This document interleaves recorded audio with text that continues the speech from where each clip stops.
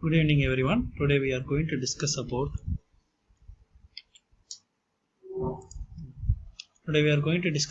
what is shear force and bending moment in beam. Myself D. Manoj, Assistant Professor, Department of Civil Engineering, KITSES. Now, what is meant by where we will be getting shear force and bending moment? When beam is subjected to load, internal forces will be developed in beam to maintain equilibrium. So this is how when the load is applied, internal forces will be generated inside the beam. The internal forces can be further classified into two types.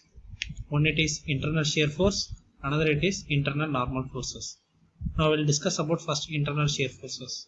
So internal shear forces, it is the forces which is oriented along the vertical direction of the beam. Next one it is internal normal forces. The internal normal forces are the forces which is oriented along the axis of the beam.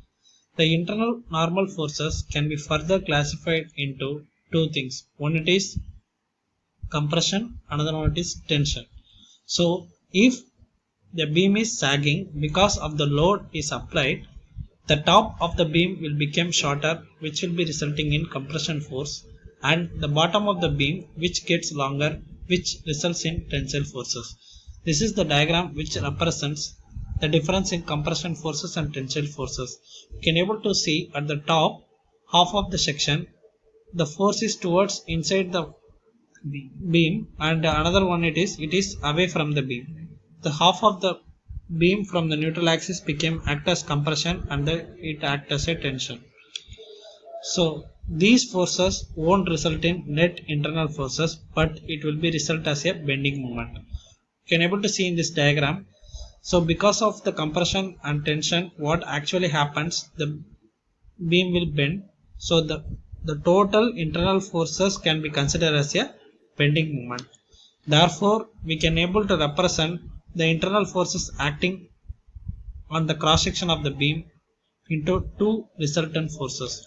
One is shear force, which is resultant of internal vertical shear forces.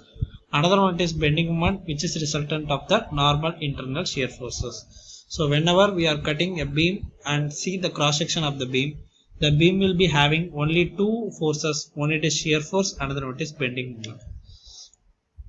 Drawing the shear force and bending moment diagram is just figuring out the internal forces at each location along the beam. The shear force and bending moment is depending upon the type of the load and the way in which the beam is supported. Thank you. If you have any doubt, please comment at the bottom. We will be discussing in the comments.